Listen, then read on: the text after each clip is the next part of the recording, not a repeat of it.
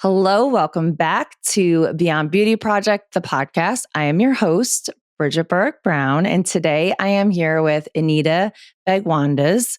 She is an award-winning journalist, beauty columnist for The Guardian's Saturday magazine, and freelance beauty director at Condé Nast Traveller. Her work challenges beauty norms and explores inclusivity across major publications like Vogue, Elle, Allure, ID, The Telegraph, and more.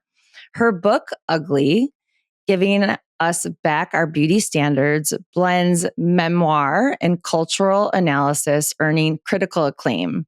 A sought-after speaker and broadcaster, she has appeared on BBC Woman's Hour, Channel 4's Steph's Packed Lunch, and numerous podcasts. With 15 years in beauty media, she also consults for brands like Dove and Estee Lauder, shaping inclusive and forward-thinking beauty strategies. We had such a lovely conversation. She is a wealth of knowledge and just a lovely, lovely human. So I'm excited for you to enjoy the episode. Hi, Anita. Thank you so much for being here. How are you? I'm good. Thank you for having me. I found you on social media and I was like, what is she doing? Like, what is this book?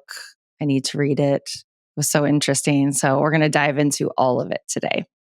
Amazing. Excited to chat more. Yeah. So I'm curious to start just where did your passion for writing about beauty standards come from? Well, I guess my obsession with beauty started when I was quite young. And initially, it was just about the joy of beauty. And I remember buying this sort of really cheap green mascara, and it was just fun. And I was like, this is silly. This is great. And then I think eventually, as makeup does and society does, it started to become more about looking pretty. And I was really struggling with my self-esteem around my appearance. I grew up in the 90s, which was notoriously, body shaming and, racist and like all of these great things. So I had a really tough time with my appearance. And so I used to use makeup and beauty as a way to sort of try and fit in and to feel okay about the way I look. And so I've always had a very strong emotional connection to it. And then as I sort of, got a bit older and got into my career, etc., I just sort of gravitated towards beauty journalism. I always wanted to be a journalist. I sort of started in sort of more mainstream journalism and then was like, wow, okay, I can write about beauty for a living. Amazing. I'm going to do that. And I've always come at beauty from, I guess, a slightly different perspective in that, and not wanting to generalize completely, but there is a big part of the beauty and fashion world that, is the epitome of what those things represent, that everyone is very beautiful or, has a lot of privilege in lots of different ways. And I think I was sat so far on the outside of that has kind of always been my steer in terms of what I talk about, what I'm interested in, and I guess hopefully my message as well. Yeah. So do you feel like initially you started off sort of finding joy in it, or maybe even something that you could cling on to that maybe would make you feel more accepted by society? Do you think that was like initially sort of the draw to it? Because I'm curious then, like, when did you start questioning the beauty ideal or really noticing it? Yes, I used to become really obsessed with, any kind of products I could find. And I grew up in Wales, in the UK, which is not super diverse. And so I couldn't get any products in my skin tone, which sounds quite weird to us now, but, it's very much the case. And it's sometimes still the case in the UK, I have to say. It's not great. So I used to have to really experiment and put a lot of effort into finding even like basic products. So my interest, I guess it kind of started there, and then it sort of slowly began to tip over into me putting a lot of hope onto the product that, it would finally make me feel pretty, or someone would finally notice me, or I'd finally fit in.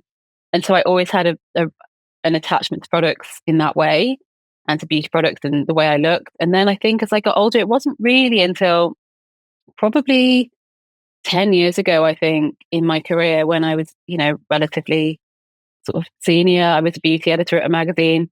And I just started to think to myself, I have put myself, actually, it was a therapist that sort of mentioned this to me and said, you've put yourself in this environment that's exactly the same as all the other environments you've been in, and that you are the outsider. Like, I guess, like I was at school, like I felt all my life. You are now trying to access beauty through working in it, and you still don't feel beautiful, and you still don't feel pretty, and you still don't feel all these things. And it was just a real light bulb for me. And I just thought, yeah, she is right. There is still something off. And as well, I guess on top of that, I could also see that the industry wasn't changing enough, and I didn't feel like magazines as well. It didn't feel like it was as forward thinking or as inclusive as it should be. And I think all of those things together just made me think, there is something here that I need to work on personally, but also is a bigger thing too. Yeah, there's something off. She almost helped you connect the dots. Yeah, absolutely. Yeah. Tell us that moment. You talk about this in your book, Ugly.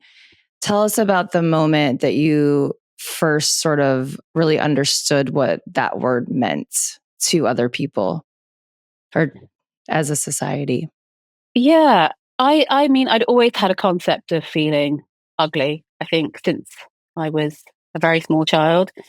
So one of the anecdotes I tell in the book is about, I think when I was about 4, I went to a princess party and everyone got to pick one of these like really pretty princess outfits from sort of like a rail of fancy dress outfits. And when I got to the front of the queue, the woman who was giving out the outfits sort of looked me up and down and was like, "You're too big." And then she sort of gave me this really like ugly outfit to wear instead. And it was like a butterfly. And I was like, oh, I don't want to be a butterfly. I want to be a princess like everyone else. And I just remember it so distinctly because it was the first time someone said there was something wrong with the way I looked. And it sort of, I guess it kind of just sort of marked everything I did from then onwards, and sort of was almost like this cloud like hanging over me. And then I guess gradually over time, I sort of started to take in more and more of those messages because I guess almost that sort of veneer had already been cracked a little bit. Yeah. That seed was planted, right? Yeah, absolutely. And you were pretty young then, right? If I remember correctly. Yeah, I was 7 young? No, younger. I think I was about 5? 4. I hadn't even started school yet. So yeah. Okay. Really young. And then it wasn't that, I guess the word, I'd always felt ugly, but I don't think I realized the power of that word until I was at one of the titles I used to work for. And we would do this very popular feature every week where we would test out different sort of catwalk trends. And it would be me, it would be my other 2 team members. I was sort of the most junior, I think, at this point. And we'd all try them out. And someone left a comment on that feature online saying Anita Bhagwandas is really ugly. And I think it was particularly harsh because I literally was pictured next to my 2 sort of white colleagues as well. And I just remember thinking, wow, like I can almost still feel it. Like I just remember thinking someone has gone out of their way to do that. And it's very personal because they've literally looked at my other 2 colleagues and gone, that one's ugly. And I just remember at that point as well in my career where I was doing really, really well and I'd won loads of awards. I think I'd won about 4 or 5 awards that year. Cool. And so I really should have been like, oh my God, this is great. Like the outsider is finally like making a bit of a difference or whatever, but it didn't. It really just hit me and I was like, wow, this is, I remember feeling really awful. And then it wasn't until years later, I was like, that really affected me. And I wanted to unpick the reason why. That really sort of, I guess almost like it just sort of seemed to cancel out everything I'd achieved and done. And I remember feeling it really viscerally. I was like, I've still worked this hard and I'm still the ugly one. And do you feel like women do that quite often too? Because our appearance is so important to us. Yeah, I think we do. Yeah. And then I think we grow up, being told that we're cute and pretty and we look nice and, all of these compliments about our appearance, which I know people are trying to really readdress now. Yeah. Yeah. But our conversation. Yes. Yeah. But I guess for a lot of us, that damage has already been done and it's already planted quite, deep within us. And obviously we can work to rewrite that, but it is really hard. And society is set up to value women for their appearance first. Mm-hmm. Absolutely. So in your book, you also explore how beauty standards were built. What are the biggest forces, historical, cultural, economic, that keep these ideals in place? I know that's a big question, but I know you can answer it. Yeah. I was like, how can I combine this question? I'll try my best. There's lots of forces. So I think the biggest one, I think the one we probably talk about the most, is patriarchy and that historical control that men have had over everything, historically in society. That's had a massive part over, how women look and continues to do so.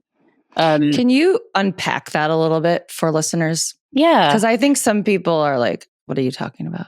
Yeah, I think we sometimes sort of distance ourselves from history, but we are a historical product. We are the product of generations and centuries of people and ideals. And if we even go back sort of, I don't know, 40 years even, to the mid-century, women still didn't have, women's place was at the home, which is, obviously fine, but that was all they were limited to. And they were very much judged on their appearance, and you had to sort of stay slim and you had to look a certain way, and there were lots of, I guess there was a lot of pressure around women always looking good and looking desirable to the male gaze. Yeah, almost like for our survival as well. Like if you go way back, but even if you even go back just 40 years, it's like we couldn't get credit cards or get mortgages for houses. And it's like you really depended on the male for survival in some ways. Yeah, absolutely. Like you really did. If the only chance of really getting out of your family home and progressing in life was to marry someone and to marry the best person you could. And to do that, you sort of, in some way, you sort of, had to look the best you could. Yeah. And that was sort of how those things worked. And yeah, it was often a case of survival and being able to sort of have your own family in your own life and not exist, I guess. So that's definitely one of the biggest forces that controls how we look and our beauty standards, etc. I think the other is definitely race and white supremacy, which I know can be a really jarring word to hear because we don't necessarily think about white supremacy anymore because it feels so archaic as a term. It's like that sounds it's like so not.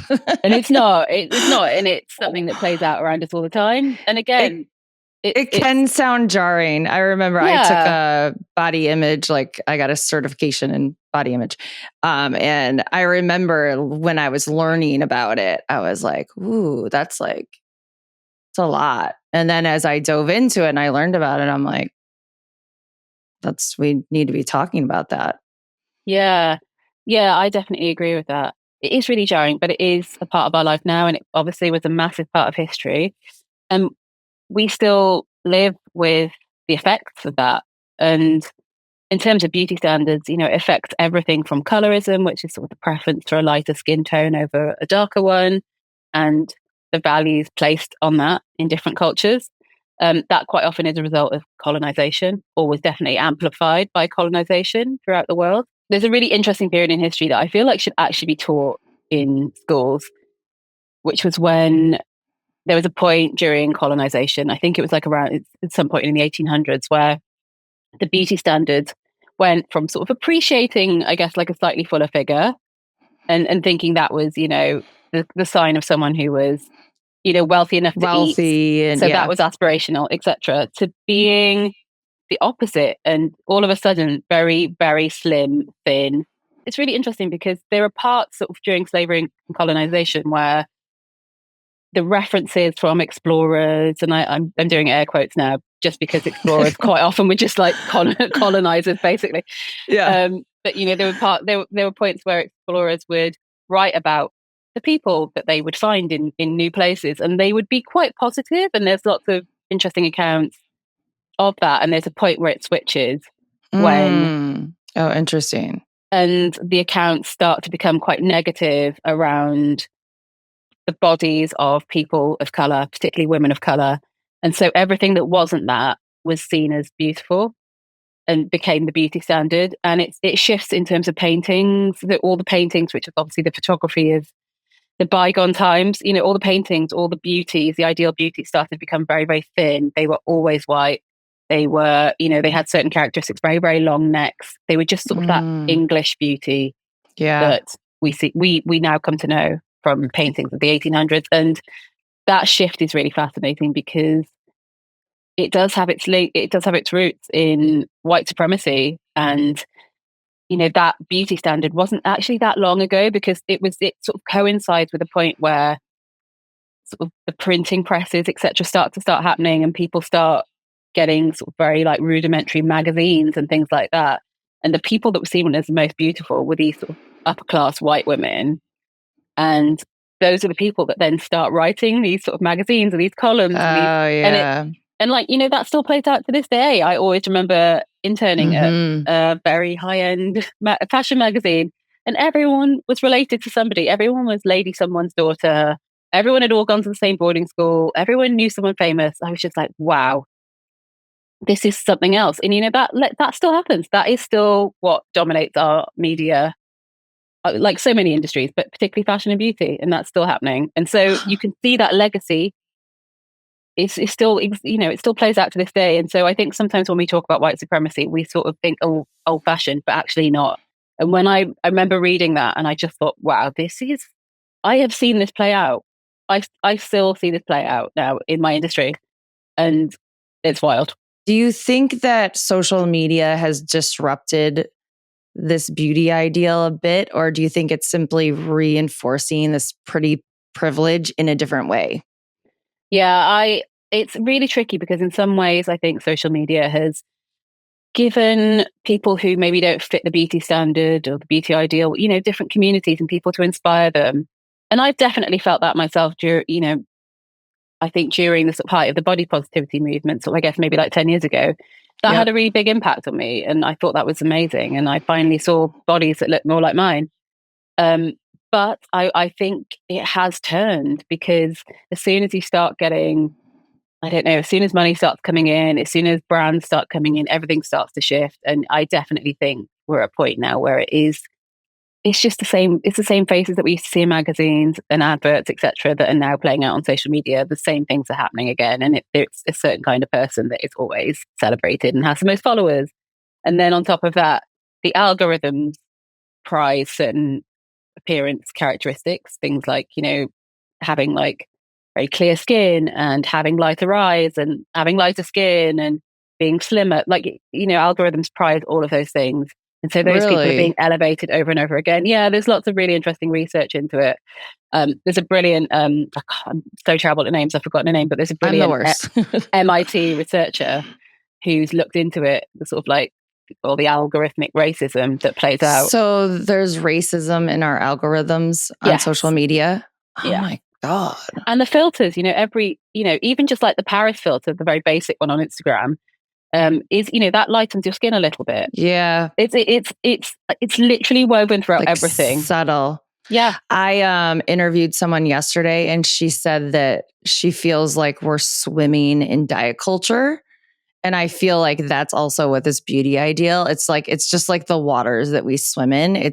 And she explained it as can be so loud or just so subtle, but it's everywhere. And it's been everywhere since you were born, that you don't even realize it, that you're just conditioned over time. And yeah, that's wild. Do you feel like this pretty privilege is almost just packaged differently now, or are you seeing it pretty much still packaged the same way?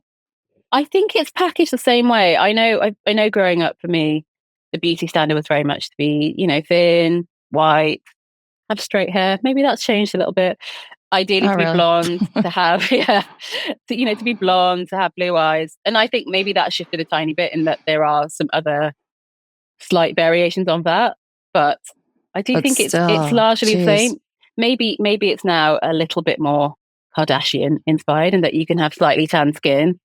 and that is now seen as beautiful, and that's great. Or a little bit curvier. Yeah, a little bit curvier, but only if you're now like a perfect hourglass, you know. I think what is interesting is that you can now buy pretty privilege in a way that is much more acceptable than it used to be. I think there was definitely, rightly or wrongly, a lot more stigma around cosmetic surgery, and there seems to be less of that now, partially because it's become so normalized, and partially because it's a huge industry that goes after us, and we have to really remember that, you know, it wants our money. It's not an altruistic industry in any way, and I think that has become so normalized that actually you can buy pretty privilege in some ways. So I think the example that I find really fascinating is, I always think of her as Lisa Rinna's daughter from Real Housewives. Oh, anyway, yeah. She kind of like bought a new face and all of a sudden is now a model. Same for Bella Hadid, you know, not wanting to speculate, but her, you know. Oh, interesting. Yeah. Her photos are completely different, and that she looks completely different. It's completely different. Well, face. The Kardashians, I guess, too. Yeah, I mean, it's kind of everywhere, and that is totally fine. I'm not against cosmetic surgery. I'm against it being presented as real life. I'm against it being presented as, oh look, I just used a nice lip gloss, or I drank some weight loss tea or whatever. You know, that's not the truth. It's like, it's just a whole another form of like social engineering. It's like actually happening on our, you know, in real life. And it's I mean, it's got elements, you know, patriarchal control, because the majority of people in that industry are male. The majority of those cosmetic surgeons are male. That industry is very male dominated, which is really problematic, because it's men putting their beauty standards on women. But then on top of that, there, you know, so many of the barometers of what is seen as the perfect nose, and the perfect nose is often defined as having like a very, I can't remember the name, I think it's like a very sort of small tip on the end of it, which is a Caucasian nose, you know, like, that isn't necessarily a characteristic of other ethnicities. And so you are then putting those characteristics on non-Caucasian faces. Reinforcing. Yeah. And then it becomes the norm. And I think it's, once you start to unpick these things, it becomes quite scary. And it's like, I don't know, it's really terrifying, actually. And it is quite like, you know, that film, The Substance, in so many ways. Like, I think that hit home with so many people, because we can all relate to that and just be like, oh my God, I might take the substance. You know, like, you can feel yourself being compelled to think, would I do that? Yeah, I probably would. Would I, you know, would I take that pill that says, if I could, you know, if you take this, it will make you beautiful? Well, I think that's why there's so many people taking Ozempic. It's so easy to get. And people are just like, I guess I'll just do it. And then it's like a slippery slope, which is a whole other conversation. The Ozempic thing's really tricky. I think it's really layered, because there are lots of people who struggle with their weight who, I guess, for them it's been a godsend. Amazing. Absolutely. Yeah. No, I feel like I'm referring more to the people that don't need it at all, really. It's those people that I'm seeing a lot of recently, just in like friend circles and interesting. Such. Yeah. Where I'm like, ooh, you were already a size 4. Now you're like a size 0. Whoa, you know, but they can get it and they can afford it. So that's the other issue, right? Being able to afford it, because then you're reinforcing what rich and poor looks like, essentially. Yep. And then that goes back to race, and it's just this. It's all related. Crazy. So I was actually, my next question for you was, you know, the beauty industry profits from us making us feel like we need to fix ourselves, as we just spoke about. But how do we, I guess, start recognizing this and then rejecting this conditioning, which I know is a lot, but yeah, I guess here, I'll let you go. Yeah. What do you think about that one? That's a big question too. Do you know, it's a really big question, and it's something I get asked a lot, because people say to me, well, you still write about beauty products and you still put beauty products on your Instagram and stuff like that. And yeah, I absolutely do, because there is a lot of joy to be had with beauty. You know, fragrance in particular is so much fun. It's really lovely. Wearing makeup that you love, or doing something with your hair, you know, whatever that makes you feel good. I was gonna message you and be like, should we wear our red lips? Because I love a red lip too. And I know you love a red lip. I do. And I think there is so much joy to be had from beauty. But I think that joy has been taken away from us from all of those different forces that we've talked about, the patriarchy and the white supremacy, and capitalism has taken that from us, particularly now because there is so much on offer and things are screaming for our attention and everyone wants us to buy everything they're selling. And it does take the joy out of things, because actually I always go back to that when I first tried that first green mascara when I was 10. And I just thought it was silly and fun. And I just liked the color. And I just remember thinking, oh my God, this is the feeling we should have around makeup. Yeah. And obviously over the years, I lost that because I got more and more sucked into the standards of beauty and et cetera. That you needed it more than you just wanted to have fun with it. Yeah.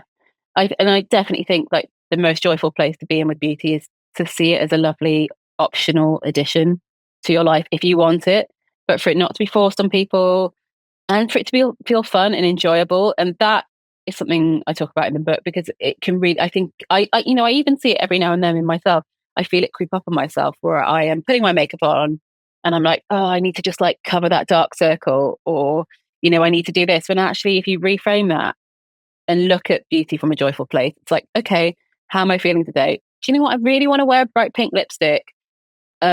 Because I don't know, this is a really rogue example, but I'm really obsessed with Kathleen Hanna from Bikini Kill, and she always wears this bright pink lipstick. And I just read her book, and the next day I was like, do you know what? I'm going to wear my pink lipstick like Kathleen Hanna and pretend that I'm a really cool riot girl.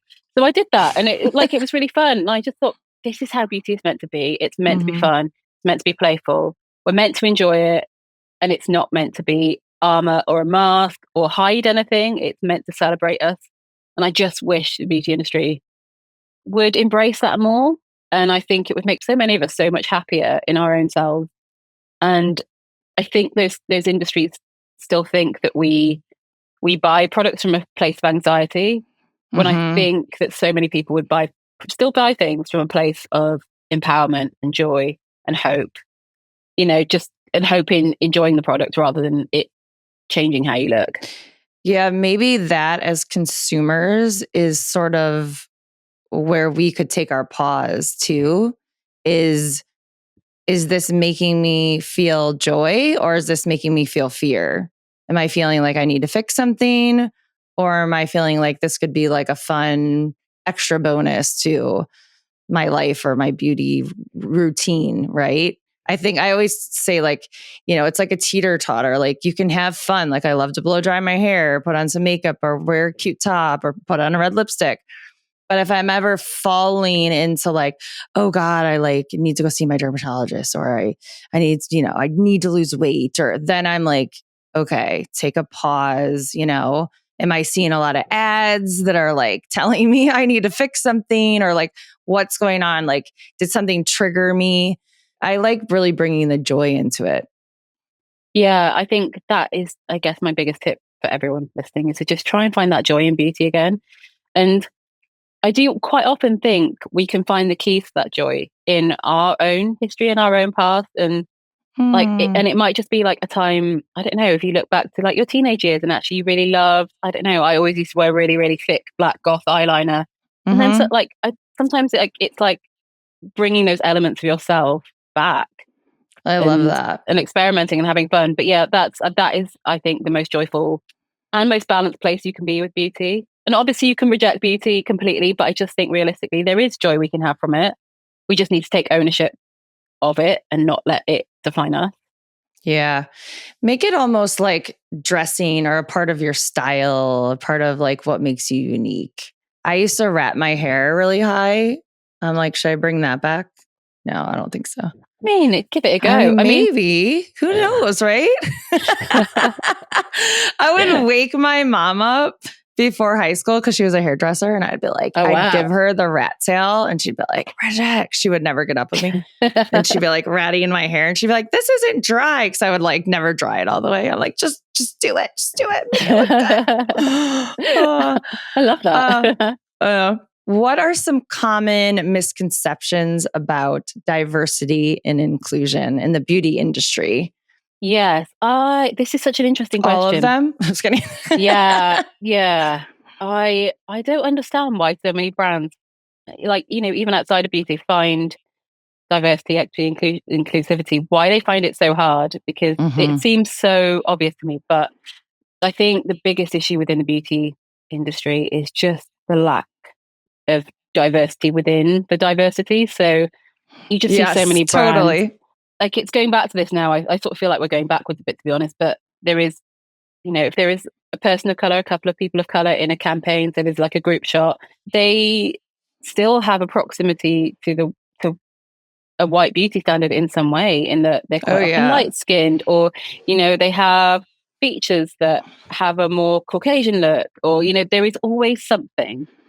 Whereas I feel like if you made them white, they would look like a white person a lot of the time. This has been a long-standing criticism, but this is still what is happening. And it would be so nice to see something outside of that. And even within, and this is like, I think ageism is a massive part of the beauty industry, and something it really needs to readdress, but it doesn't, because it makes so much money out of making women feel old and ugly and unattractive.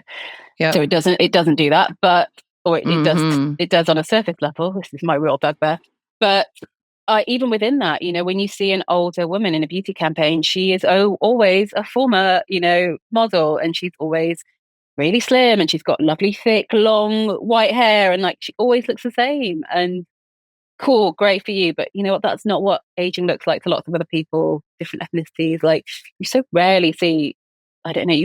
You basically never see South Asian people. I'm South Asian. You never see South Asian people in any campaigns, but you never see, anyone who looks different. Getting older, there is one way to get older, and that still pertains to what the male gaze finds attractive. Do you think growing up, if you would have seen more advertisements with people that looked like you in them, do you feel like you would have felt like you were enough? Yeah, I think it would have really changed everything for me, because the teen magazines I used to read never had any people of color in them. And I think it would have made a huge difference. Like, it would have made me feel like I was acceptable. And, even just recently, I realized I was using the wrong color lip liner, and I had been, but, I'm 40 now. But so I had been doing for a really long time, because I wasn't using a brown lip liner, because the teen magazines I read when I was younger were always like, your lips should be as pink as possible, like, and my lips are two-toned, and they're sort of brown and pink. And I realized, I was like, oh my God, I've got this like sort of almost this like colonized beauty mindset. I've still, even with all the work I've done, I'm still doing that. And I could like almost trace that back to when I first I remember seeing that in a magazine, and it stuck with me ever since. There are all these things, and I think if I had heard in a magazine, you can, if you've got darker lips, which are just as beautiful, use this dark brown lip liner. And things like that make such a big difference. And I think it would have really changed my life. And this is the only flip side of, I guess, social media that I think is good, in that some ways you can see lots of different people who might look like you.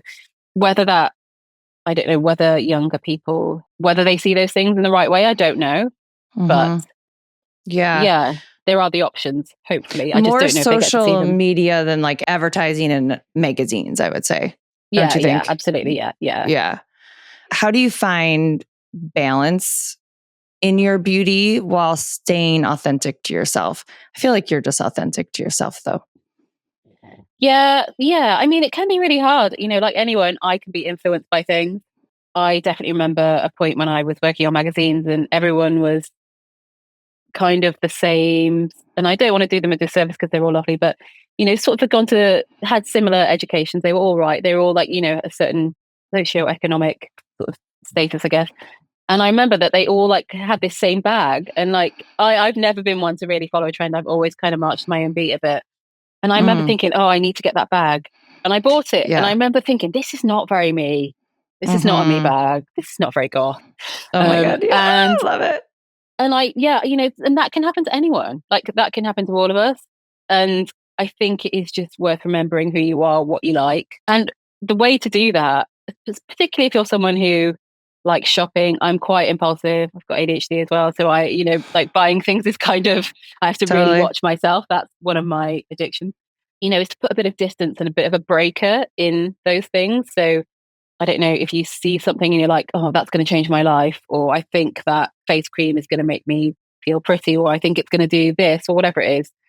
It's just put a breaker on it. And so one of the things I use is to kind of put those things in a list and then go back to them at the end of the month. And then I'm like, right, okay, if I really want that, I can get this now. If it's something really big, if it's something like a really expensive face gadget, or it's, I don't know, a tweakment of some kind, then I would put even more space in it and drill down as to why you really want that. And that's not to say that it's bad in any way, but it's just to go, actually, why do I want this? Am I feeling rubbish about something in my life? Am I just like not having a great time right now? And I think that changing this part of my appearance is going to fix everything. And I think I think a lot of people do that. I do that. I think that's the pause. Yeah. That's what I always say too. I'm like, take a pause, because there could be something else that's actually just making you hyper focus on your body or your beauty, that it's not really about that. So I love that. Yeah. Just take like a pause, put a bit of put a it in the breaker cart. Yeah. Take a and break. Also ask, like, kind of just probe yourself and ask why you think you want that. And I've got an exercise in the book that kind of drills this down. You can use it for lots of different things, but it is just asking yourself these questions like, why do I really want that? Is it because I think I look tired? And then it's going, okay, so if I think I look tired, am I actually just really tired? Do I just need to sleep? Why do I think I look tired? Is it because I've watched, I don't know, I've spent 10 hours on TikTok this week and it's fed me loads of really, really young faces and, whatever. And now I don't feel great about myself. Am I just having a rubbish time? And now I'm focusing myself, just drill down into that. And then if you still want it in like a month, a couple of months, whatever it happens to be, cool. Knock yourself out. But put that pause in there and take that control back, and then go at these things from an empowered place. And when you do that as well, particularly with things like treatments, you're better able to discern whether the person who is doing that treatment is doing you a service or a disservice. Because something I have definitely noticed, and this has happened to me several times, is that people will try and upsell you. If you go in and you sort of say, I don't know if I really want this, you will quite often come out with like loads of different things that you didn't want, because it is an industry. And it's not a lot of the aesthetic doctors, they're great at what they do, but they come from a medical background. And I think everyone thinks, oh, if they're doctors, so they'll make me feel better. And there's that link to healing. That is not always the case in aesthetics. That is not the root of aesthetics. The root of aesthetics is to perfect and change how people look to fit in with a beauty standard. And that is driven by money, patriarchy, capitalism, white supremacy, etc. All the things that we've talked about. But that is an industry, and we've got to remember that is an industry that has been created to make money from us. Have all the things you want, but just put that breaker in. And again, treatments and stuff are so popular. I haven't had any, but I'm not saying I wouldn't in the future. But anyone who tries to upsell you, anyone who points out any flaws in the way you look, which I can't tell you, even as a professional, that's happened to me so many times. I always remember going into a very famous, well-known aesthetics doctor's clinic, and it was just as part of a sort of a beauty trip I was on. And he said, okay, so what do you want? And I said, I don't want anything. I'm just here to talk to you, maybe interview you, find out some things. And he was like, no, what do you want? And then he started to point out, he was really taken aback by the fact I didn't want anything, and like almost slightly insulted. And I could see that switch in him. And he was sort of like, okay, your profile doesn't look right. If we put a bit of filler here, that would look better. Then if you put a filler on the bridge of your nose, that would be straighter. And I just thought, wow, if I was someone who wasn't, was feeling rubbish about myself, or was having a hard time, or didn't know better, I would have totally done all of that. And even after that appointment, I remember walking past mirrors in this hotel I was in thinking, oh my God, maybe I would look better with a bit of filler there. Yeah. And you've just got to remember the seed has been planted. You got to throw the seed away. Yeah. You've got to be really careful. I love how you said, whether you choose to buy the cream or do the procedure, doing it in a place of empowerment. I think that's really important. Yeah. Because then you'll feel good about it. I always say beauty is how you feel. And going back to your comment about, do I need the eye cream because I look tired, or am I actually tired and I need sleep? Because sometimes if I'm tired, I don't feel pretty at all. I can be like a disaster, but as soon as I get a good night's sleep, I can wake up and be like, okay, I'm feeling myself, it's really comes from within too. Yeah. It's like, how well am I actually looking after myself? Is this beauty product a quick fit for that? Actually, should I be prioritizing my health and my sleep or, whatever it is, my hydration actually? Because sometimes I completely forget to drink water throughout the day. And then I get to the end of the day and I'm like, literally like shriveled. Yeah. I mean, I've actually done that today, but but then you look at yourself and you're like, oh, I don't look right. And I look a bit dry and I look a bit this. And that's quite often what it is. We've neglected some part of our essential self-care. Yeah. Or you just emotionally, it's like emotionally, you just need to go to bed and like get out of the mirror, Yeah. Get off the internet. Get on. I always say like step away from the mirrors.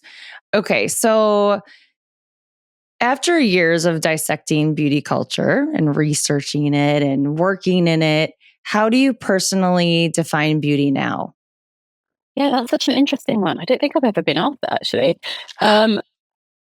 So yeah, congrats. I think I define beauty now as, I guess it's self-expression. I still think beauty is about self-expression, and that isn't always wearing like crazy makeup or whatever. Although if you do, I'm all about that. Yeah. But it can almost be just the joy that you get from products and the joy you can get from either like applying those products. I actually find that quite mindful. Like I find putting makeup on quite mindful. I find it a pleasurable experience, but also like the smell of things and the textures of things and just getting as much joy from it as you can and slowing it all down. And yeah, I think for me, beauty is self-expression and joy. Yeah. But only and like if authenticity, maybe. Yeah, authenticity. Yeah. But I think it's only those things if we know that they are optional, we know they are fun, and they don't define us in any way, and they're not essentials in that way. They're lovely accoutrements for the rest of our lives and to all the other parts of us that aren't our appearance. Yeah, I wanted you to tell us a little bit about your Substack, The Powder Room, and then obviously your book, Ugly. So I started my Substack, The Powder Room, just as a place to, I guess, dump all these thoughts I have about beauty culture and all the things I see. So you can expect essays from me about interesting parts of beauty culture. They're quite often reality TV related because I have to admit I watch a huge amount of reality TV. I just love it. I know I shouldn't, but I really love it. It's just so entertaining. I know, it's great. I love it. But it also, it throws up really interesting parts of human behavior. I think that's why I like it. You can see the psychology behind things and you can see the different mechanisms and systems of oppression like acting out. And that's why I find it fascinating. So I talk about beauty culture within the Powder Room, but I also do a sort of monthly-ish recommendation about the best products that I think are great in a particular category. And I tried like tons and tons of at-home hair dyes to find the best ones. And that one seems to be really, really popular because actually, people do buy. I quite often dye my hair at home because it's just easy and it's quick and it's cheap. And, there's lots of like, I guess, no BS guides to beauty that people find really useful. So I do those. And yeah, there's a bit of a mix of things on there. I'm also a bit of a sort of amateur beauty historian. So there's a lot of really quirky, weird, interesting beauty history stuff on there as well. So it's a bit of a mix. And then all of that stuff is also similar to my Instagram, which is quite often about the history of beauty and the culture of beauty and also occasional product recommendations and stuff too. So you can find me in lots of different places. If anyone's got any questions, they can always drop me a line. It's so fun because there's like education and like research and dissecting like the backgrounds of people, but then you get recommendations for beauty products.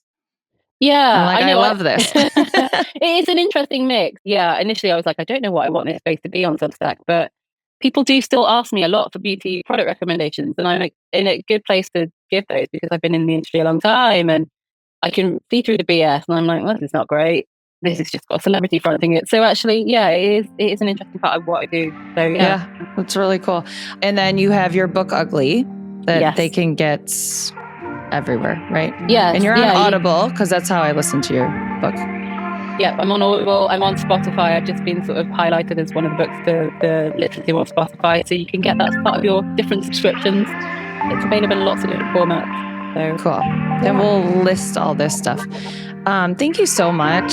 This was such a wonderful conversation. And yeah, I learned a lot and I just love your perspective and nice to meet you. You too. It's been so fun.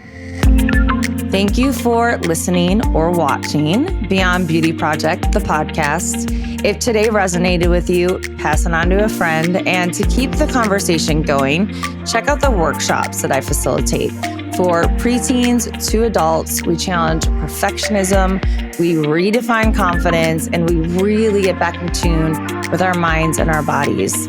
I also offer keynotes for colleges and corporate, where I provide thought-provoking talks about redefining success and getting back in tune with your true self and your true genius.